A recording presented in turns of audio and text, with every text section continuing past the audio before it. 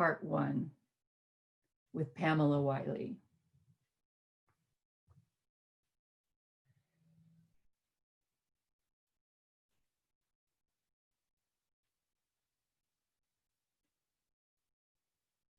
Yours, COVID-19.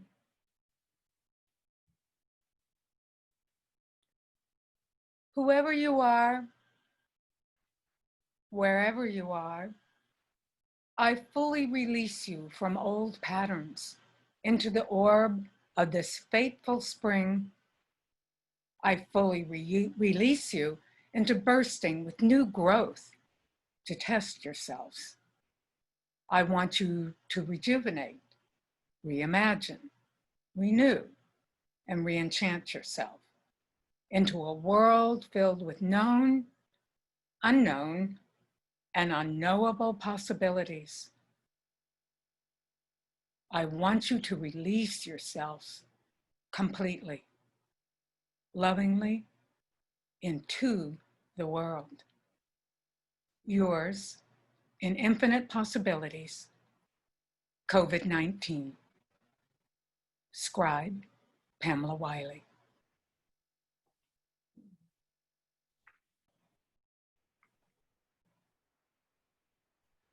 COVID-19, Jeannie Goldman.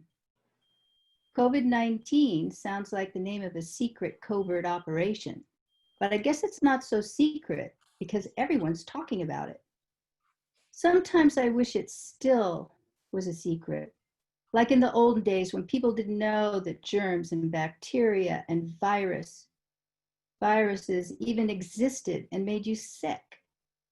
Then I wouldn't be afraid to touch anything that might be germy and feel like I have to wash my hands 1,000 times a day. Jeannie Goldman.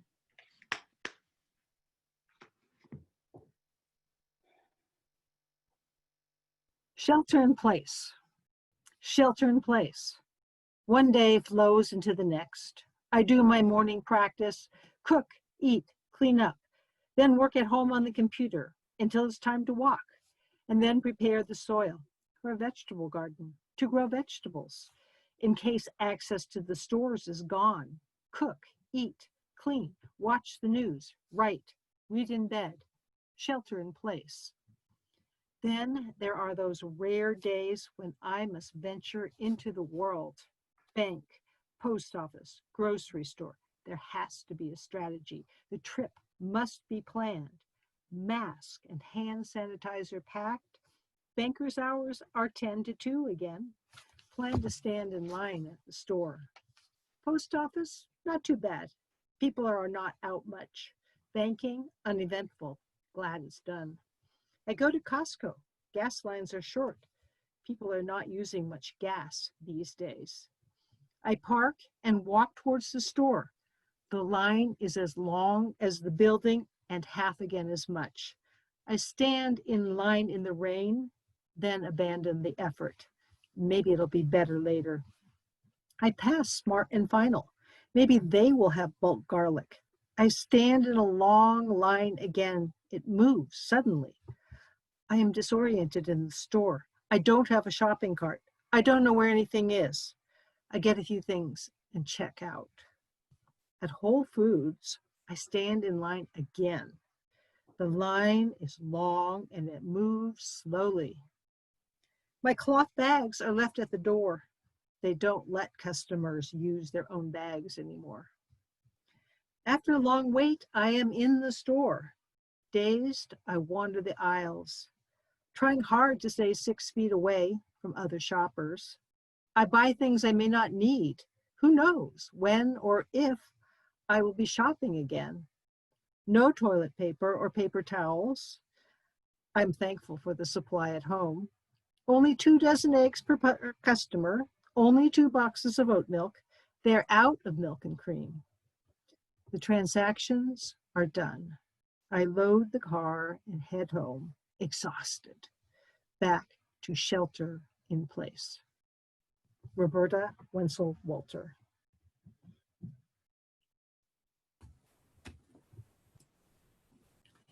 The days. One day, We had reached such a state, so wildly out of balance, all-consuming, driven and unholy, that myriad forces, invisible, earthly, and divine, issued a decree: go home, stay still, and now, tell me who you've become. Take your time.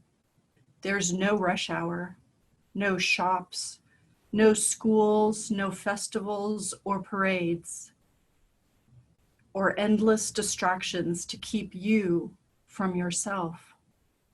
Today, birds sing like spring, sisters walk together, couples too, taking their masked air and 6 feet. The warmth on my face, like Spain last summer, 500 miles to Santiago on a medieval path. Now, no one walks. We're home, waiting and wondering what new world we will meet someday and who we will choose to be that day. I am Despain.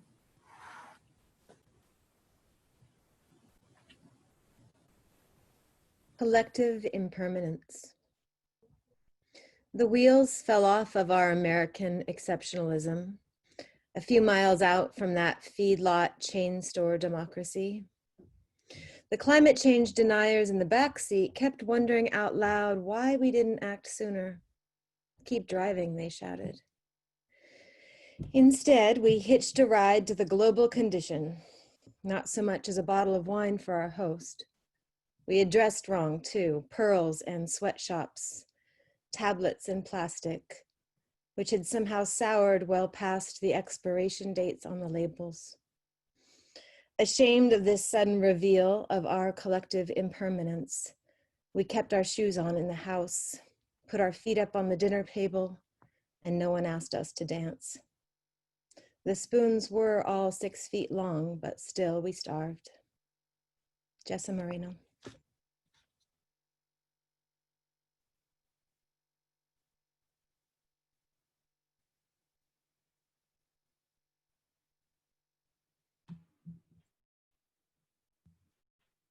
One stone. My masked neighbor stopped before me on the road, walking before the rain. She extended her empty hands like an offering. Glancing down into her left palm, her brown eyes flashing with fire, she said, I have one egg. Shifting her gaze toward her right, she said, I have one onion. She said, I have one onion and I will share them with you. In Cuba, she said, they say, if you have one egg and one onion in the same house, you are a rich woman. Tears formed behind my eyes. I bowed to her in gratitude. Later it came to me, I have one potato and one stone. My friends, we won't go hungry. Eagle Woman.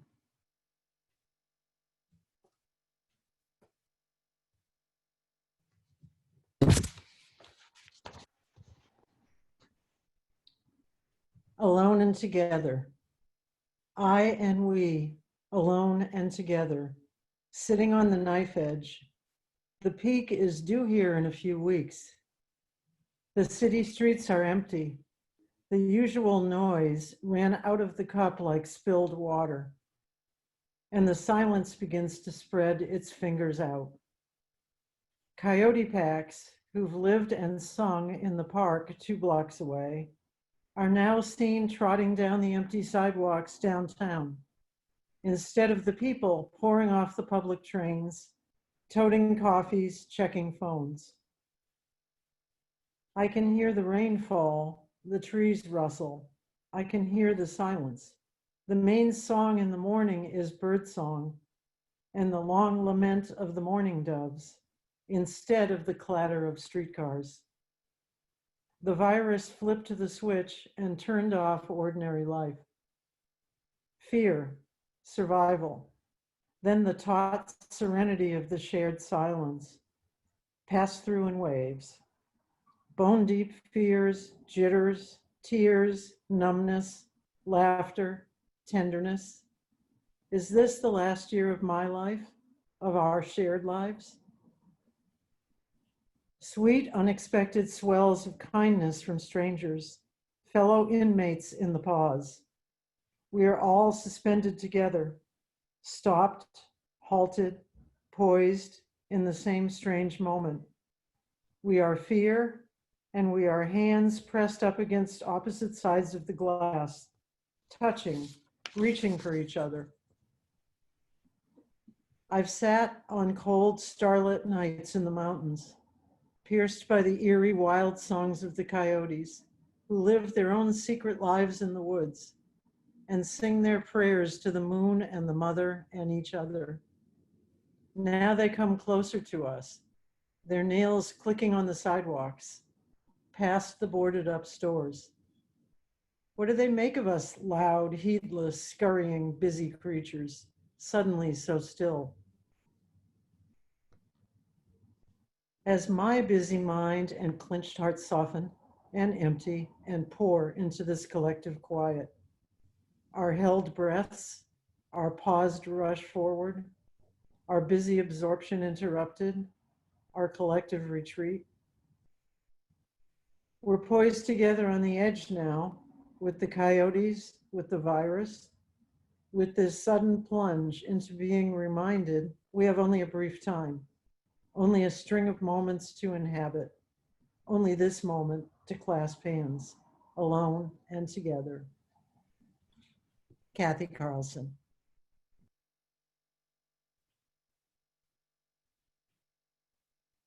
What a time of life. What a time of life. You were anticipating a wedding in June, and instead you meet the challenge of a pandemic. On the front line of service, you step forward to help the sick, the jobless. As you contemplate rescheduling your wedding to another time, at this moment unknown, let us be reminded of your commitments. Thank you for loving one another so fiercely, for loving your family and friends so deeply, to keep everyone safe. It is an act of love to wait. It is an act of courage. It is an act of faith for the future. On the high mountaintop, we will gather to celebrate you, your marriage, and the caring, healthy world you will co-create. Anointed with love from the four directions and the earth's benedictions, we wait. Linda Hennessy Roth.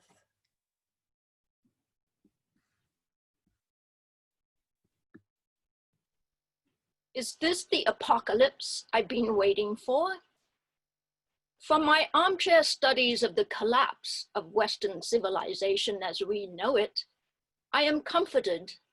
My tiny house design incorporating much of what I learned. Electric grid gone down, solar on board with battery bank. Earthquake ready? Of course, I'm a Californian. Contamination of our water supply? Field grade Berkey water filter already long in use. Interruption of water supply? 330-gallon water catchment system installed. Air quality at unhealthy 2.5 ppm due to fires? Got my RZ N99 reusable mask in fetching fashion prints. All sold out now. Economic collapse? Expenses minimized and rent reduced to $500 and a work trade agreement. Debt free too, very important. Go bag, stocked. Nuclear attack, saw the movie, not worth prepping for, unless to take the cyanide route. Pandemic, too big to scale. Definitely not my apocalypse. Amanda Covetana.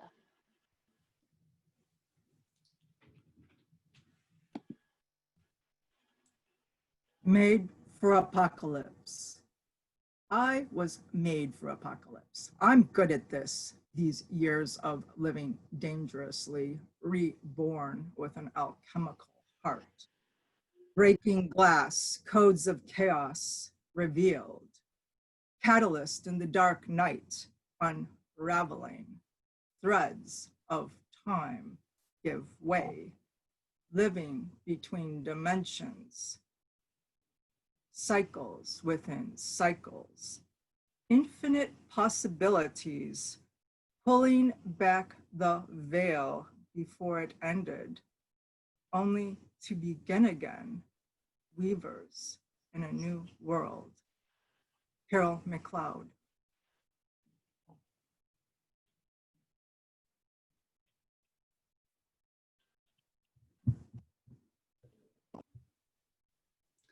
We stepped into the pandemic, and day by day, week by week, and month by month, it became more serious. Now we enter part 2, dancing with death. Now we feel death really is at the doorstep. Just wait. Death may be coming for you or for me. What happens when we touch the male? What happens when we breathe in the wrong space? Death is everywhere. We can feel it. People are testing positive. The angels are coming. This is bigger than we imagined. This is the plague. This is the plague. And now we really might die. We begin part 2 with Carolyn Ayers.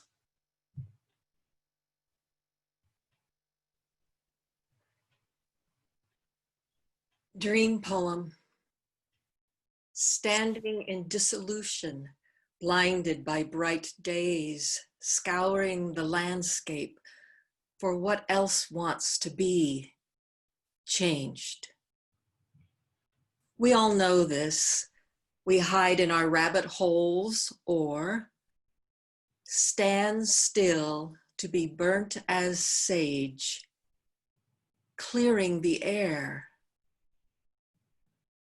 Have your knowing, but let go of the surety of it. Carolyn Ayers.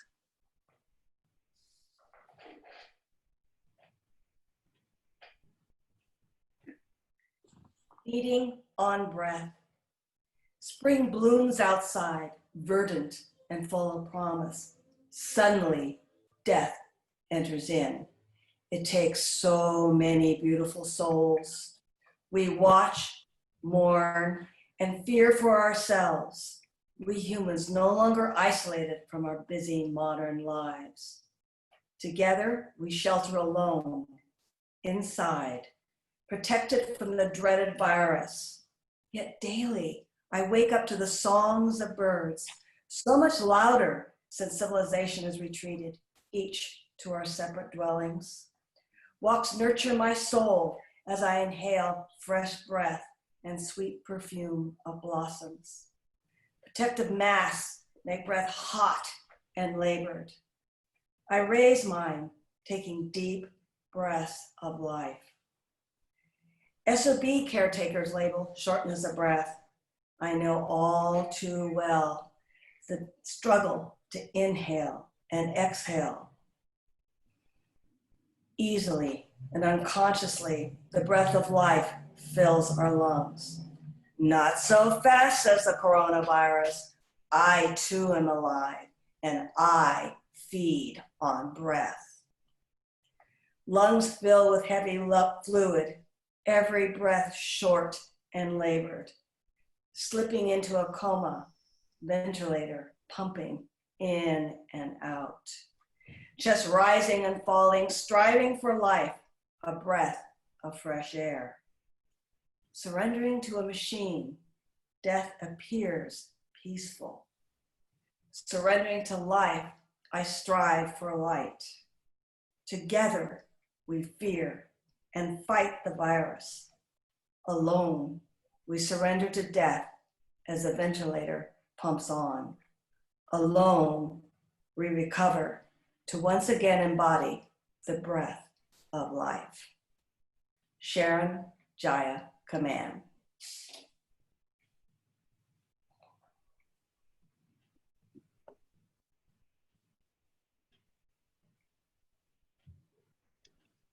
The calm before the storm.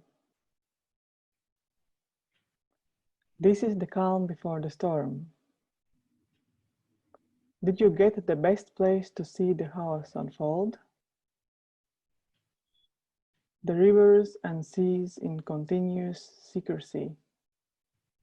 They waited for this moment, your moment. I discovered just now, slowly, day after day, the rush to have. Don't resist the virus inside your wheel.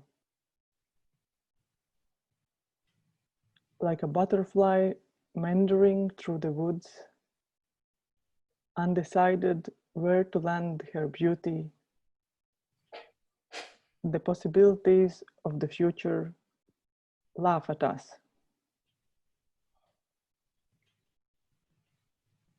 Only those who are just in the soul, heart, and goodwill will come out unmarked.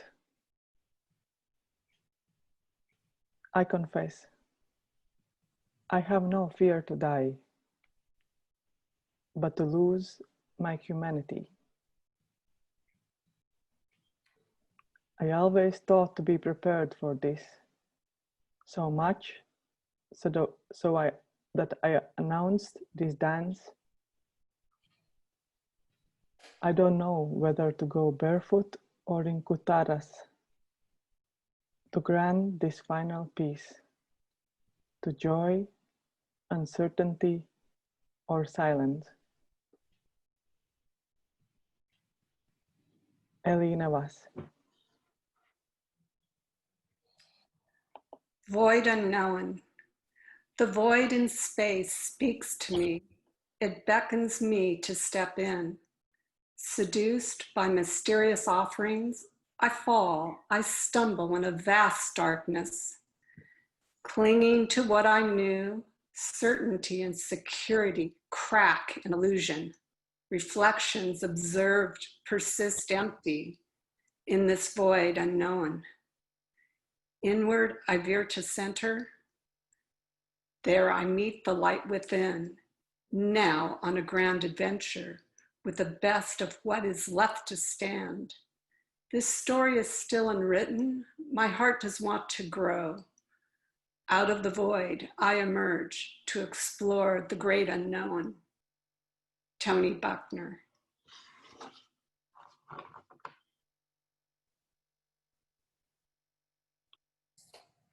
Saint Coretta. Saint Coretta endured torture because she believed she was more than a body.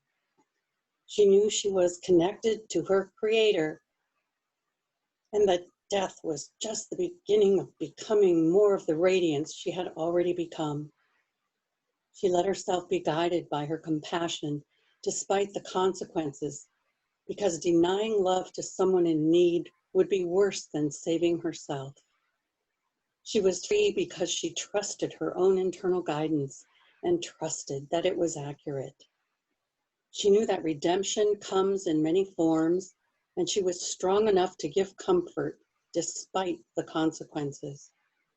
Today, the sacrifices of our medical communities are vast, because with little support, these people risk death and suffering every day and rise again and again to give comfort to the suffering. I give thanks for all of these devoted people who, like Saint Corona, give comfort to those who are suffering, and in some cases help them rise from their beds like Lazarus from the dead to evolve again into a loving being on the path of their own discovery of who and what they really are. May we use this virus situation to grow and become those beings that the universe intended at our creation. Jan Zemanski Edgerton.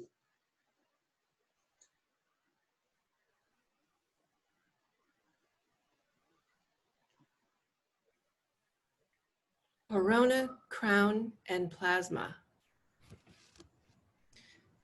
Corona in Latin means crown.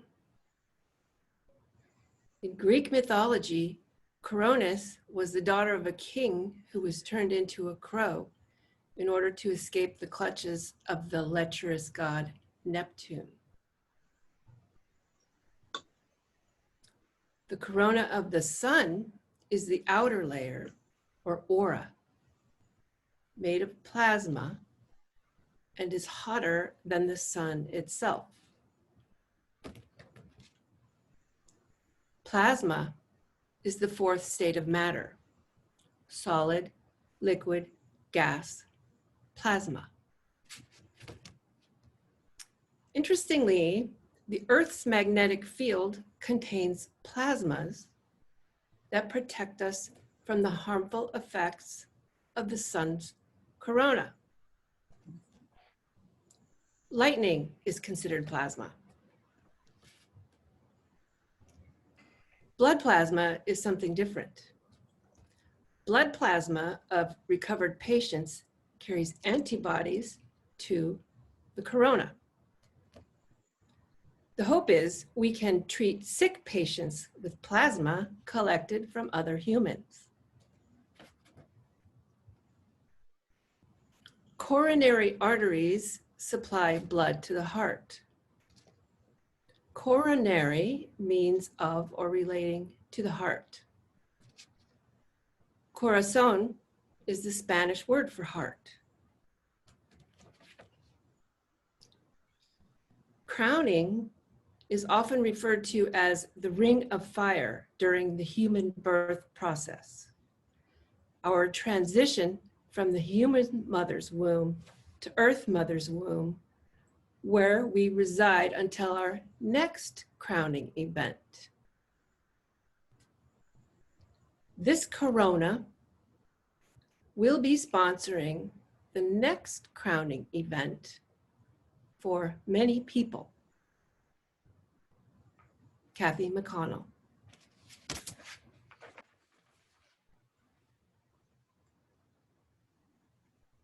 I would die for you.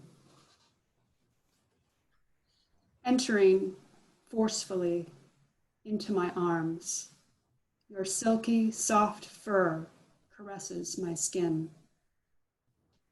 A nuzzling between us, I receive your medicine in waking and dream. It's been so for a long, long time. Possible, O carrier of virus, I will not turn away. I will open my arms to you. Nature, O possible carrier of virus, spreading to the human species, I honor you. I trust you. I will not turn away. I will open my arms to you. Forcefully, you enter, nuzzling my skin with silky, soft gifts. I open my arms. I will not run. I open my arms. I open my arms to the possibility. I would die for you. Raven Lakins.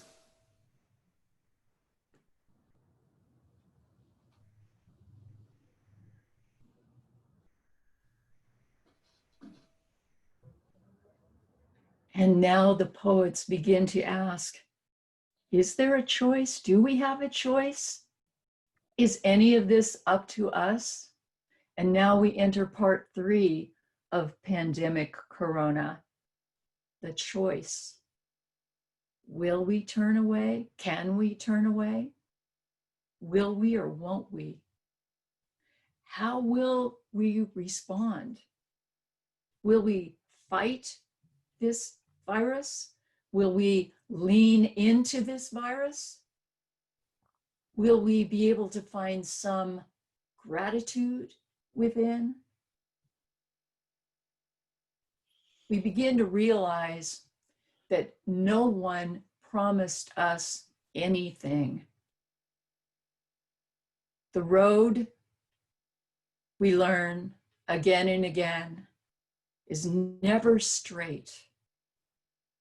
And now we begin to look into what we can do to find happiness and love. And now we begin part 3 with Norma.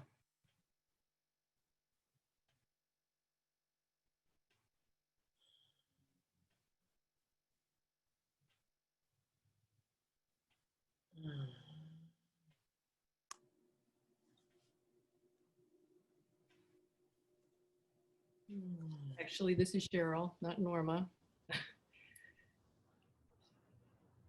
A choice, always a choice.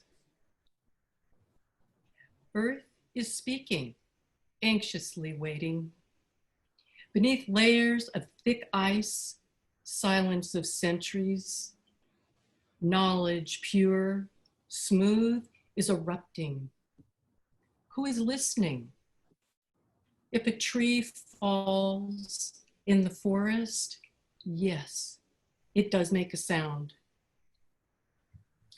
Black seals, white bears, black and white penguins, roaming the Arctic, Antarctica, land so vast, dense. Tundra, glaciers, jagged ice drifts, covering continents, they hear. In the deepest of jungles, green vines wrap every inch of a land so vast. They hear. Greta, brave child from the north, passionately speaking to the world with a catalyzing laser focus. A voice in the darkness, one child carrying bright light. Children are gathering. Are you seeing their sacrifices? Who's listening? White ice thinning, black earth reaching for a sun that burns the skin red. Blood spilling. Whose? All our blood. Frozen wisdom melting into rivulets, rising into an innocent sky. Centuries of tundra split open, tears dripping back upon our hearts. And still, the multitudes of night stars shine. What news they share of worlds come and gone. Reminding we are made from starlight, a dot, bright light. Reminding of our place in the universes, a single grain of sand of all the sands. Each atom is light. We are of earth. We have choice. Minds of men struggling in an intellectual battle. Is it black? Is it white? Is it said? Or is it light? Who is listening? What of the black seal's sacrifice?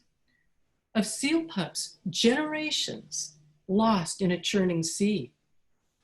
What of white bear's sacrifice?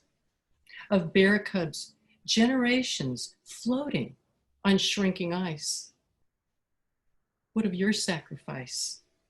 of your children, generations drowning on blue earth. Consider this.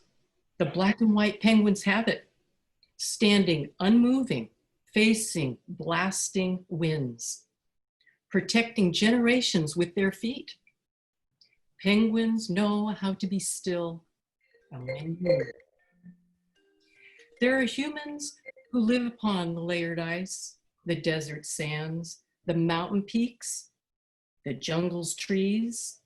Elders are courageously emerging, carrying the knowledge of living nature. These elders of earth mysteries are valiantly moving from the high peaks and desert floors.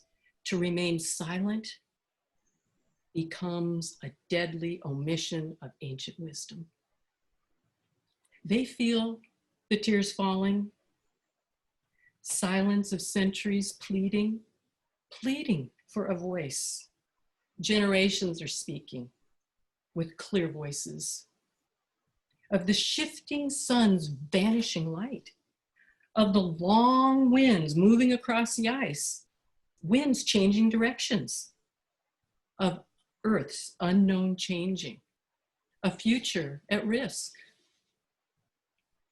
Elders stepping fiercely, gathering from many lands, becomes a voice for that which cannot speak, a voice for the invisible and the unborn children. Elders are speaking, becoming protectors, standing determined, facing blasting winds of ignorance, guarding future generations. The children, heroically listening to the earth, have become fierce protectors, are boldly speaking. Will we listen to the earth? Will we listen to the elders? Will we listen to Greta from the north, the children, before it's too late? Remember, we are stardust come to earth. We are walking light upon earth. What sacrifices will you make? A choice, always a choice. Are you listening?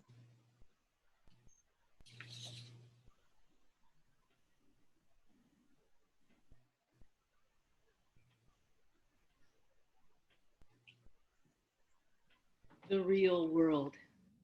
There is a basketball hoop across the way, just over the train tracks on the other side of the fence. Many times I hear the voices of children playing in the yard over there. But today, the basketball hoop stands still. No joy, no voices singing in this afternoon's neighborhood air. Today, my heart is struck dumb. Yes, my heart is still beating, keeping pace with the delivery of my life's blood. But my spirit, however, has almost left my body to float in a netherworld I had only glanced at every so often. Disease has rattled my consciousness to its core, and at that core is fear. Fear. Will this plum be the last one I can ever buy? Should I buy 2 breads and leave the 3rd loaf, or just buy all 3? What good does writing poetry do now? Now, the tears cannot even flow for this ache that won't go away. The ache is the king and queen now. I have a new grandson, just 2.5 weeks old. He is so full of promise and innocence. He just got born. Oh, my promise to him is everything. And how can I dare keep that? When I go outside to the garden, the trees and flowers, the bushes and ants, they talk to me. They tell me that they have been through these times too. They see me, a person from the land of those who thought they were separate and alone. But they do not mock me for this inheritance. They still gather me in and let me listen to the wind with them and re-invite me to the real world. The real world, not just the exclusive club that we thought was ours alone. The world of all beings, the world of rocks and spiders, the world out of doors, the world of the way it is now. Jean Mahoney.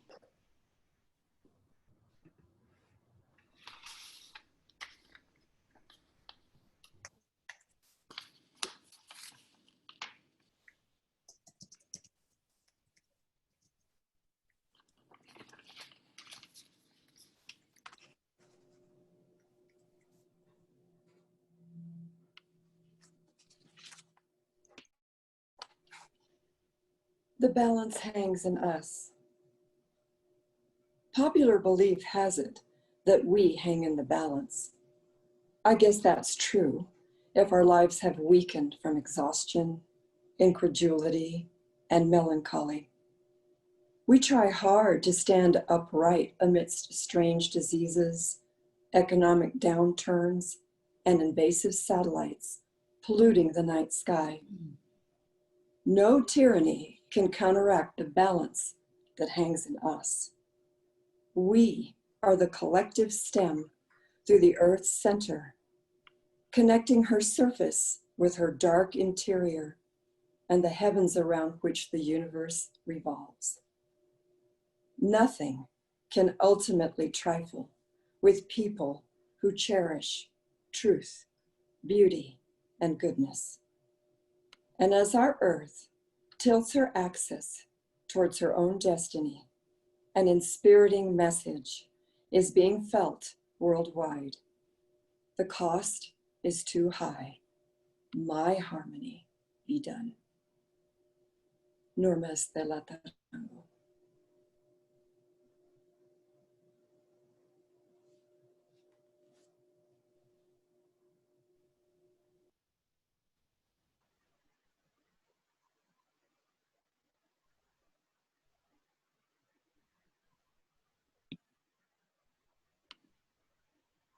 I just read mine. I think somebody's after me.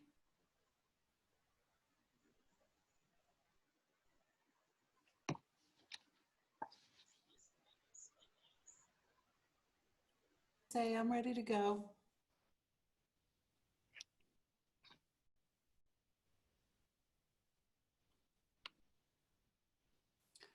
This is happening now. There is a moment of now when I will know with absolute certainty that I create my own reality, and therefore I won't have to work so hard to believe it.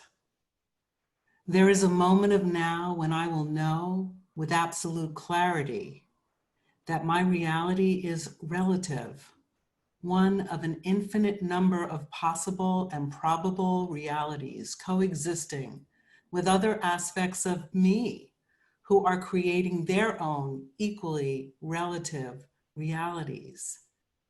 This is happening now. We are all infinite consciousness projecting our versions of reality. Some of us are more consciously projecting than others. Some of us are mostly watching the projection of someone else's version of reality and then projecting that out with modifications that are based upon our own experience. This is happening now. There is a predominant holographic reality that is being projected onto the face of human existence right now. And to what end? Who doesn't know about people who have not only analyzed this method of control previously, but who have predicted this process as the continuation of the way in which the powerful operate to gain more control over increasingly greater numbers? We've been warned about this. This is happening now. But this is not the only reality that is being projected or the one to which we must give the predominance of our focus and attention. There are global meditations that are beginning to abound, new ways of gathering until we come together again, ways to commune where proximity in space is not needed, because space as a way in which we must remain separate is an illusion anyway. And there are many of us that are in the midst of birthing a new consensus of reality, founded on principles such as peace, prosperity, harmony, joy, freedom, community, the end of suffering, love, compassion. This is happening now. For those of us who carry the predominant energy of the masculine, we may be approaching this as an unprecedented event, using modalities of mobilization, eradication, battle tactics, arrests, declarations, revolution, finally, disclosure. This is happening now. For those of us who carry the predominant energy of the feminine, we may be approaching this as a cyclical event, using modalities of stillness, understanding, gestation, patience, birth, evolution, poetry. This is happening now. And within each of these polarities and the infinite number of possibilities and probabilities of reality that are coexisting, we find ourselves. And each of us gets to choose, not from a place of right or wrong, rather from a place of respect and appreciation, that we each bring our own unique perspective and contribution to the situation. Because we are creator beings, sourced from the one singularity of mind, heart, mind, that is the only reality. This is happening now. We say Hamilton.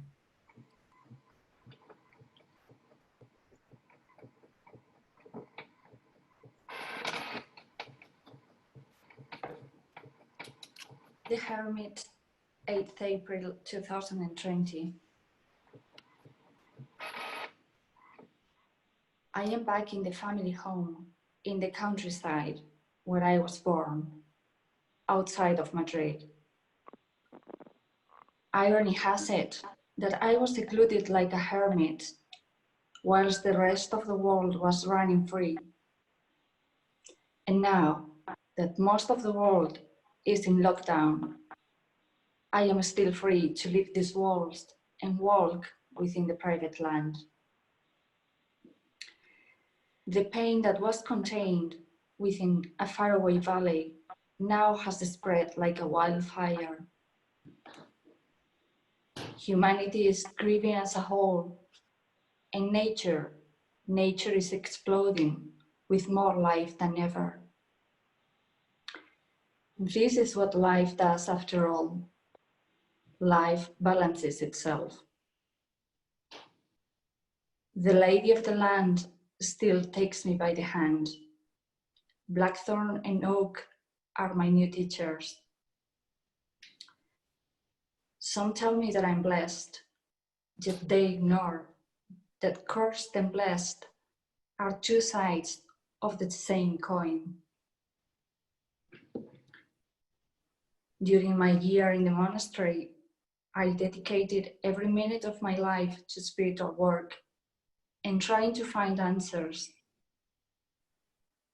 I read the sacred texts, I studied the orders and ancient traditions. I drilled into all the rabbit holes available, as most are doing right now. And sometimes I went through the rage of finding answers I perhaps never wanted to find. But now, the truth was mine. There was no chance to get back. Through all of it, I feel all the blessings surrounding me and that there is a loving hand guiding us through the most difficult times, if we are willing to take it. For many, this is a time to remember that we came here in service, and now is the time to come forward. The hardest part is to discern the path.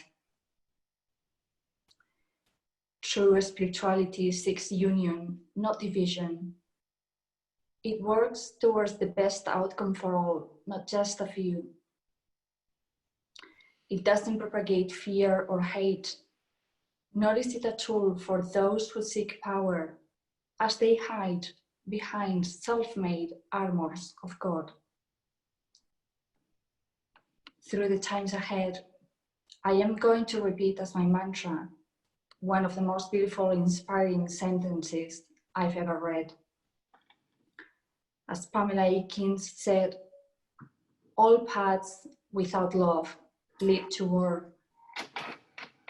And I finally surrendered to love, to compassion, to all.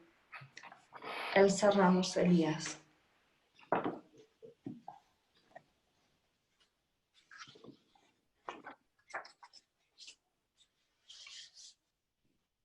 It leads all the way back. After rainfall, I listen. In the distance, I hear not automobiles, but the wild crash of ocean a mile away. Today, the hum at the base of things is the earth, not us. How beautiful is the world.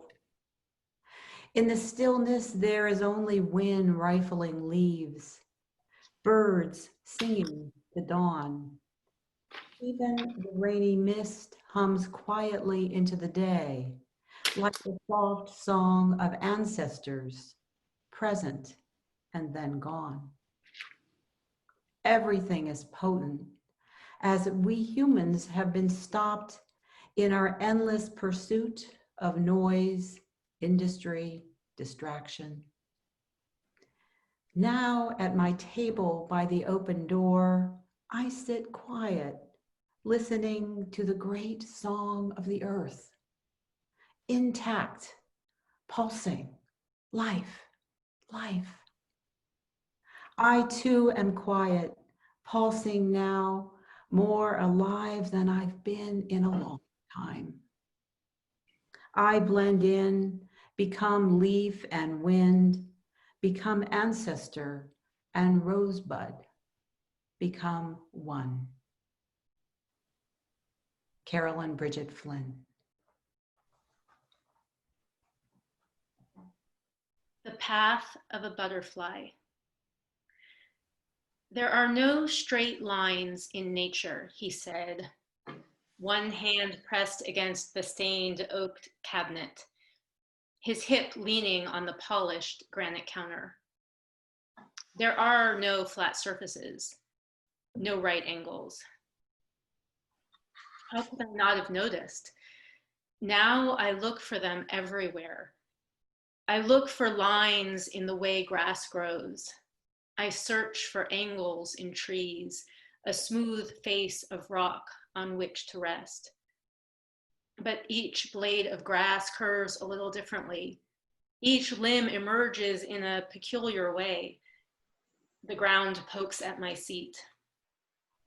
I see the path of a storm twist and turn up the jagged coastline. Boundaries blur between colors of a rainbow. Even my body is all curves, expanding and contracting with each breath as I sit, pen in hand, searching for the linear narrative of this journey.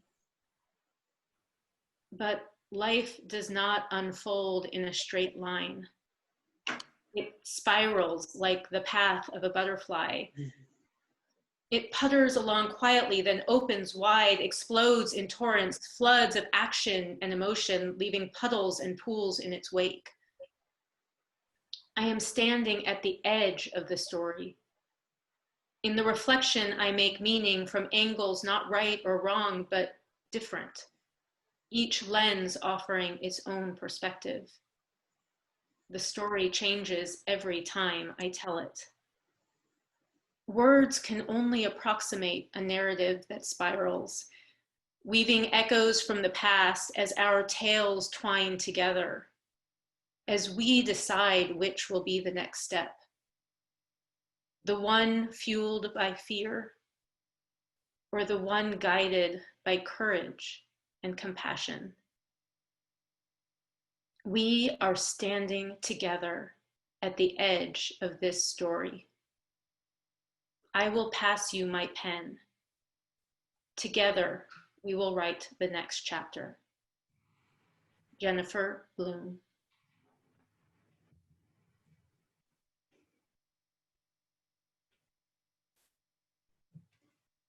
And we're receiving that pen.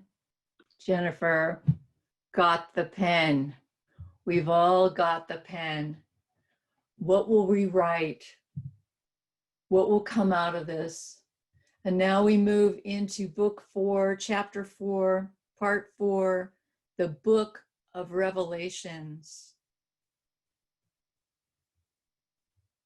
We provide you now with just a small reveal of what you will find in the book when you actually open the book and begin to read it.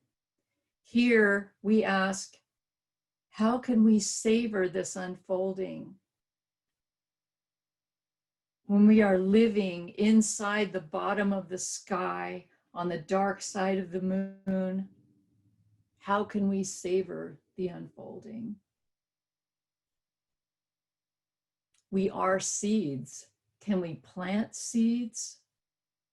We are weavers. Can we weave? Let us plant seeds. Let us weave. Let us shelter in grace, in beauty. And then let us release. Lay our bodies down on the altar of love.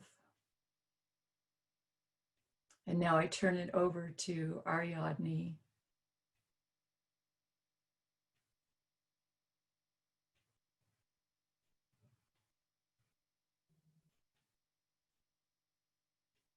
Billions of seeds. I close my eyes. The tension in my cells threatens to become a cacophony. I ask God to show me a vision of hope. I'm too disoriented, too disjointed to imagine one for myself. I sense a message coming through the inner mist. The inner council wants me to know I have everything I need within. I hate that. Everyone says that. I've looked in there, and Sphinx-like, the inner world stays resolutely mute. My breath shortens, panic, frustration, doubt. I need more than that message. I need something I can hold. I breathe into the contraction, go inward, seek solace, seek solution, seek source. Everything goes dark. There's no time, no body, no presence. Then I feel the angels. In my solar plexus, they reveal a small brown origami box. So simple, so unassuming. I doubt its value. This disposable salad bar box passes for angelic wisdom. They encourage me to open it. I do. Instantly, a treasure trove of golden light pours forth, uncontainable. I look inside. There are billions of seeds, tiny mustard seeds, each one radiating out this vociferous light. I'm caught off guard at this luminosity. Outside, I clearly see the familiar form of a nondescript carryout box, recognizable anywhere. Yet looking inside, it reflects the most prized ark, filled to no end with treasured seeds. I begin to see the gift I've been given, the solace I have been seeking, the elusive inner sustenance. They teach me that within is a limitless supply of faith, ever present, ever universal, ever producing. This faith is the light that radiates from the core of my being, the golden cord between the me here in this 5 sense grid and the one who is formless, eternal, and free. I am the hope I am seeking, the joy I carry, the joy I so often overlook, the joy I am so willing to throw away. They show me how quickly I dispose of faith and of joy, judging them to be too small to be valuable, too small to make any impact of consequence. Yet now clarity. I hold on to this gift, wrapped up in the most unassuming of packages, the gift of the relentless power of faith blossoming into form. Ariadne Connor. It's beautiful.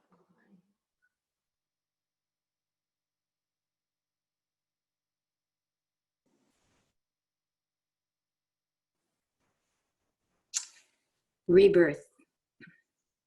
It comes after death. We are dying to old ways. We have all given up so much. As we stop, as we still, as we listen, as we feel, new energies are seeping, circling, sweeping in, like the sun dawning each new morning, helping us to seek to live our goodness. The energies are pure, redemptive, feminine in nature. They whisper, nurture, love, invite light to seep into all the dark places within, around, and outside us. Change, care for one another, care for the earth.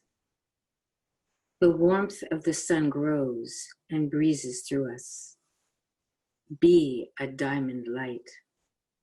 Let it shine from your heart, out through a pyramid of earth, grounded, up through the heavens to the connection to source. The diamond light shines out in the 4 directions as well. North to earth and ancestral wisdom, higher power guidance. South to fire and healing, growing and vigor. West to water, inner vision, soul searching, endings. As you allow yourself to be the diamond light, shine it everywhere. We all need you. Donna Blethen.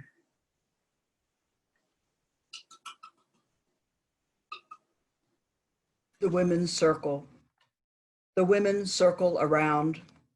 The room has been blessed with sacred sage. A candle flickers upon the altar. We gather tonight to sing a hole in the sky, to midwife our fellow travelers to the edge of the gossamer veil. They have been called home. I close my eyes, the rattling starts, and we begin to sing. We are standing at the ocean's edge. Thousands of boats float in its silent wake, waiting to be set a sail. Our voices calling, calling, calling. I wade into the waters and set a light upon the bow. The first boat pushes out into the dark sea. Then we each step into the waters and place a lamp upon each boat. So many boats, so many souls. Their journey home begins amidst song. The journey from light to light, too short. Setting off for the far horizon, the passengers do not turn back to look upon the fading shore. Singing, singing, we sing them out to sea. And as we sing, the sky deepens. The first boat disappears across the horizon. The first evening star appears. And I hear the voice celestial answering, answering, guiding the boats home. And on some invisible shore, a myriad of souls gather, waiting, waiting. A shout of celebration rises up. There, do you see it? They're coming. They're coming. Do you see them? Thousands of tiny stars sparkle against the inky blackness. Our journey from light to light eternal. And back on our shore, the last boat has crossed into the horizon. They are departed. The sky lightens until only the morning star remains, and then she too fades. Our voices fade. Our hearts are filled with sorrow. Our hearts are filled with joy. The rattle stops. The song is ended. We clasp hands and send the light out into our world. Judy Ann Morse.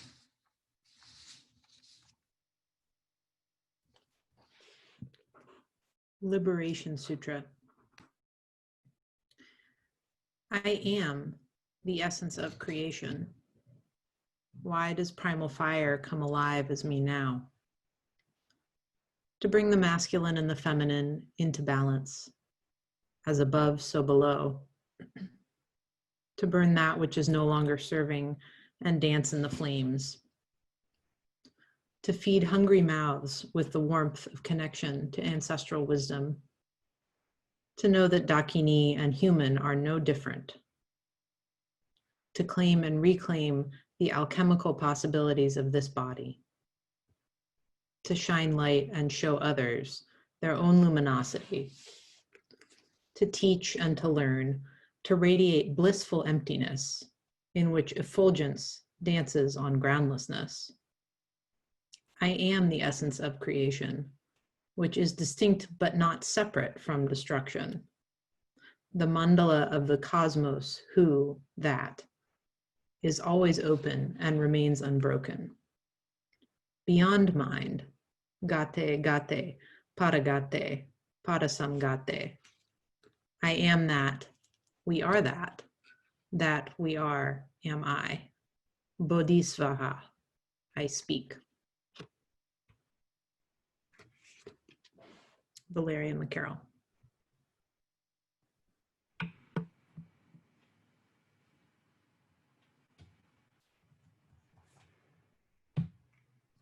And now the sisters have called out, the sisters have spoken, the sisters have called out, I am that, we are that. And what you have heard is just a part of this book, a part of pandemic corona. All of us standing now at the edge of a story, a big story. We stand at the edge of this story as the light is sailing into the dark sea. We stand facing the fading shore. And now I'm going to end with a poem that I wrote for this book called Ghost Ship.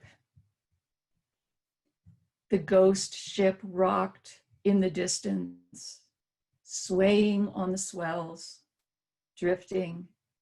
It came closer, and I began to ruminate, remembering how each poem, a gently tendered prayer flag, strung in lines of yellow, blue, green, and red, tied from the masthead, had waved across the waters, hopefully hailing. White were they now, washed as they had been in salt water, bleached as they had been in sun, shredded as they had been in gales. And now the threads fell, sailing into the rocking sea, disappearing.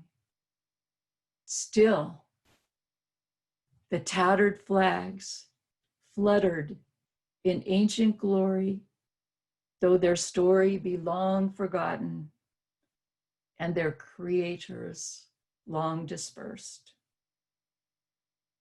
The word rises and falls in the cosmic ocean becomes invisible. And yet, every wafting syllable and strand, drifting like dissolving flotsam, is absorbed in the rolling field and alters the primal sea forever. And so it is, and so mote it be.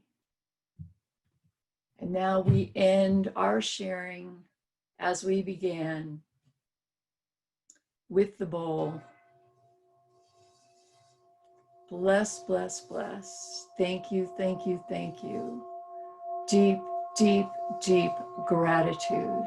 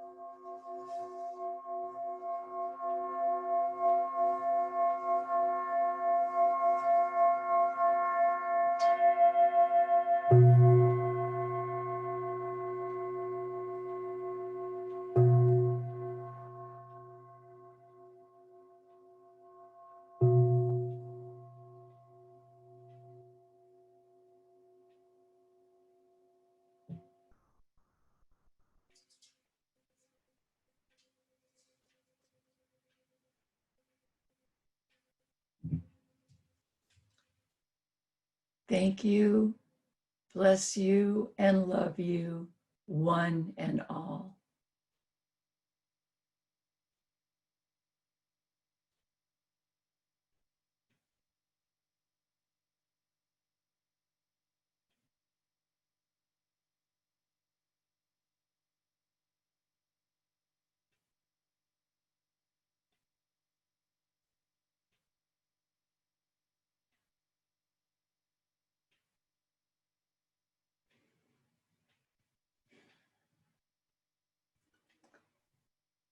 And now we may stay for a few minutes. If anyone would like to speak with any of the poets or anybody would like to share anything at all. So we'll just hang out for a few minutes and then we will officially end. And I would like to say a big thank you to Susan Post, the owner of Bookwoman, for hosting us this evening. And Susan is on the Zoom. So thank you, Susan, for doing this in collaboration with us, and really encourage anyone who's here who to support Bookwoman. There's an online store and then a real live beautiful bookstore in Austin, Texas. Thank you. And also to Path Welsh for navigating all the technology and doing such a beautiful job with that. So thank you, Path, and of course to Pamela.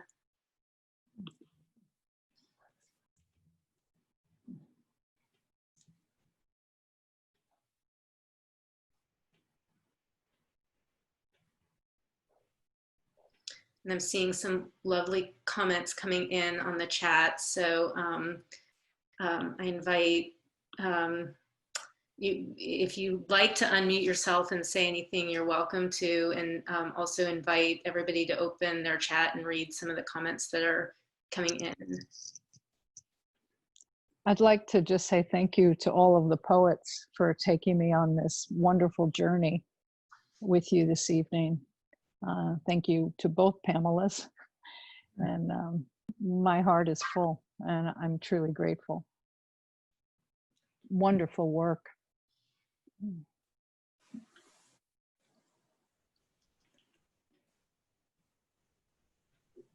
And I want to say just thank you to all the poets and all the people who are listening. It's been a wonderful process to be working with Bookwoman, with everyone else. And Pamela Eakins, thank you so very much for all the hard work you did to make this happen.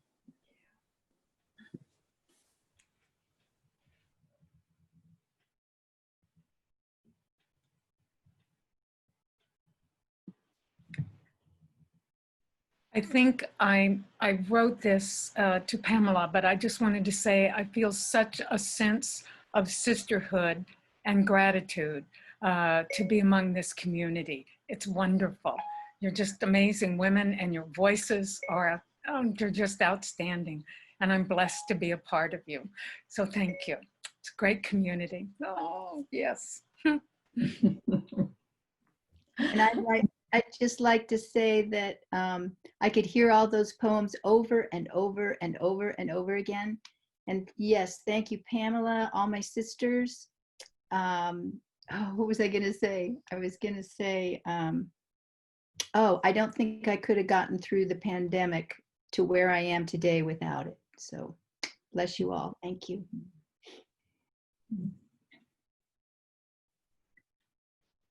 We did experience so much love in the creation of this project. I think it helped a lot of us in the pandemic. And for those of you who were so kind as to join us, we'd like you to know too, there's a lot more in the book. This is just a sampling of what is in the book. And in order to do this with so many people, we had to choose the very shortest poems. So there's a lot of beauty and a lot of weaving in this book, you know. And I was thinking about this Zoom process, the Zoom, this world that we are living in. Had we all been in the room at Bookwoman, which would have been so wonderful. So we're in Bookwoman's virtual room right now. But had we been at the bookstore in Austin, Texas, oh, would I have loved to set up an altar blazing with candles and have each poet step forward into the candlelight and read their gorgeous poem with the feeling of the audience and all the books around us. And maybe one day we will be able to do that again.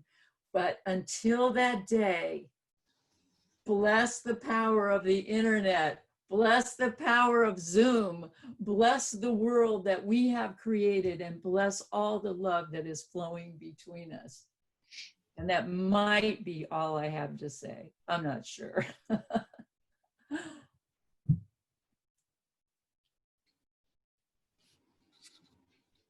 Anybody else want to share anything? I saw that, Jeannie.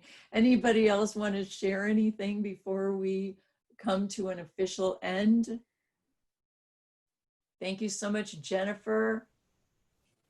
Jennifer was just a powerhouse behind this. Thank you, Path. Oh my gosh. Thank you so much, Susan.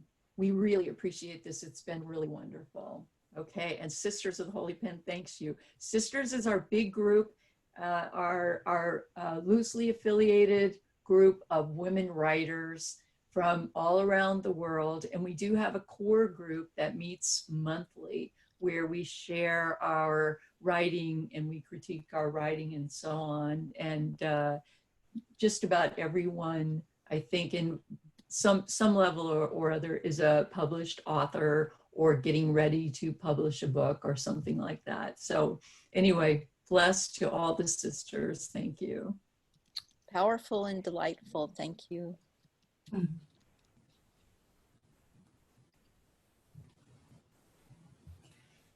Pamela, I just wanted to say thank you so much for making this happen, and to Jennifer and Path for today, and to all of my sisters of the Holy Pen. I am so grateful to be part of this group. It's just been absolutely extraordinary.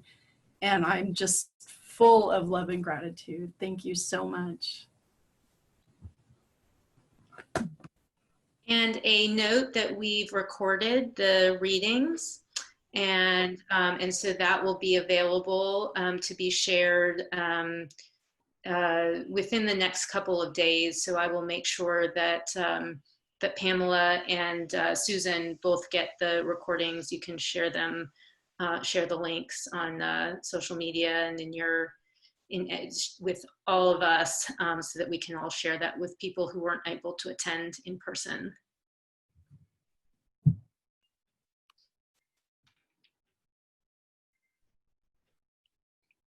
And I'll just remind everybody that this week and tonight is the meteor shower, the Perseids, and please look up. And I feel like I've been showered from everybody with your words and poetry, and then the sky will bless everybody tonight with an excellent showering as well.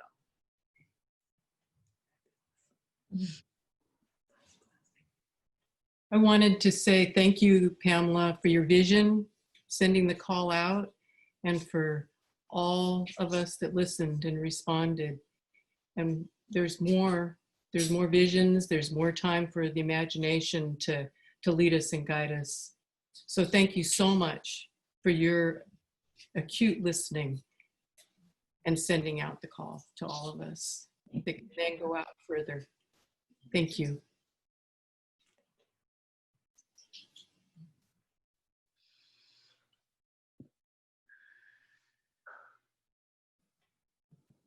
I'll just say what an amazing happening, all of it.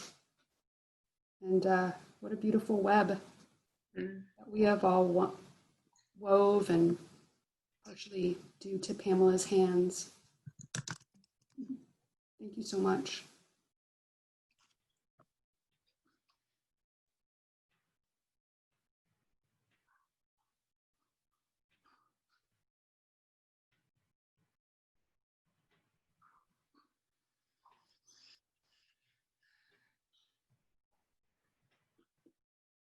Thank you so much, dear sisters. Okay, I think if there's nothing else, we're going to come out and everybody can just click off as you wish. All right, here we go. Playing you out this evening. Much love.